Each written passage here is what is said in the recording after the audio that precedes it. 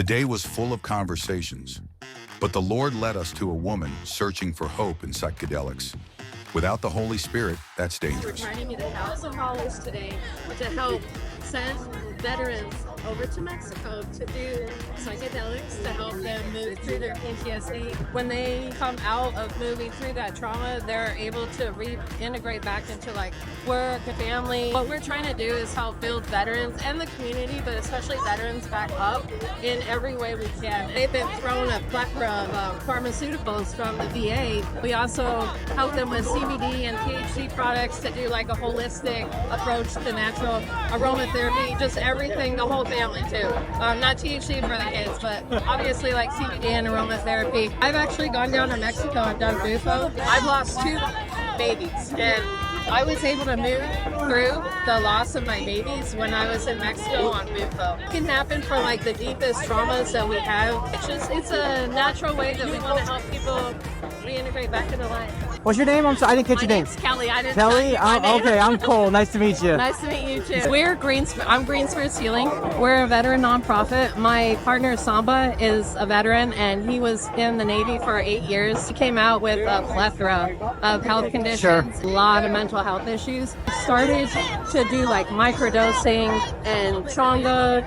Chonga is DMT and ayahuasca laced tobacco. Microdosing, macrodosing, psilocybin. What that does is it helps us start moving into the feelings that we have. It helps us connect to those feelings and figure out why we're feeling them and how we can move through them. We try to figure out the best, basically psychedelic or plant medicine for the person that we're helping. It's all done to help veterans. There's no strings attached. Yeah, and that was the heart behind it. I didn't fight the war overseas, but I fought the war at home. I was a police officer for 13 years. As you can imagine, I've seen some of the most hideous things that you can think of. Yeah. I got really depressed, and I had no hope, because how do you help people in almost hopeless situations? You know, I'm sorry you said you lost 2 children. Yeah. Yes. I don't even know how to have that conversation with somebody when I walk into their room. It took me 3 years to get to a point where I can tell you that without crying. It takes a lot of work. It takes a lot of intention. You have to be willing to do the work. We can help guide you, but you have to be the one that ultimately does the work. Right. And so you have to be ready to do the work.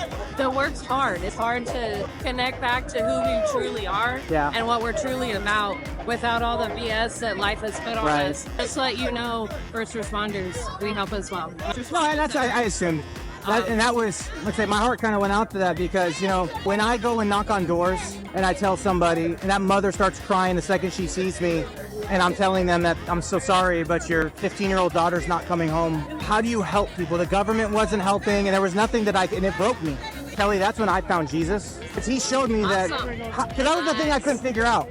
How do I bring hope into a hopeless situation? It's hard. The thing I realize is I can't do the work. Jesus did the work for me on the cross. There's nothing that I could ever do to be made righteous. Can I give you one thing before I take off? I would love to give it. It's just a gift I give to people. Yeah. Can I explain those in like 10 seconds? Totally. I would say this is the problem, this is the solution, right?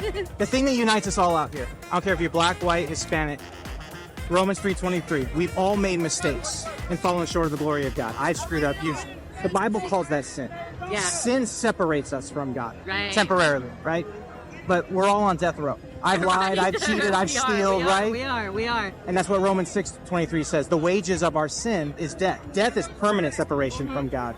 If I were to uproot that tree over there, it's going to die. Why? Because it separates from the ground. From all the roots. That's why my favorite verse in the whole Bible is on the other side. 2 Corinthians 5:21. He, talking about Jesus, who knew no sin, he became sin so that we might become righteous. I don't know how things are going to go here on earth. Right. People might get over their ailments. They might not. Yeah. But here's what I know. Our time here on earth is a nanosecond in comparison to the eternity. And that's the hope that I'm talking about.